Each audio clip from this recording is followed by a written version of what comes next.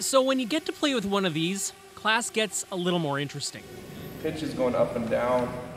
In Manitoba's Frontier School Division, that's the philosophy, as high school students learn piloting skills. We're connecting the drone, the UAV technology into curricula, science curricula. Arif Kassem believes this program to be the first of its kind in Canada.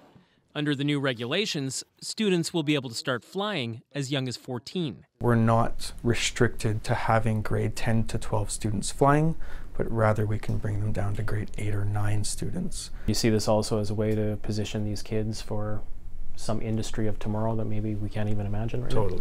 now. Yeah, totally. You won't be able to fly in any airspace. Professional trainer Matt Johnson says that future requires these new and clearer regulations. General consensus of people coming to our course to start it off is that they've tried to sort through the regulations, but they just don't really know exactly what they are allowed to do and what they're not allowed to do.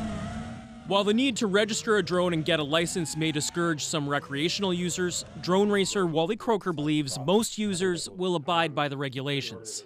I see it like boating. Like if you're going to drive a boat, you need a license to do that, right? It's similar to that. The potential for abuse remains, like the drone that collided with this plane in Quebec in 2017.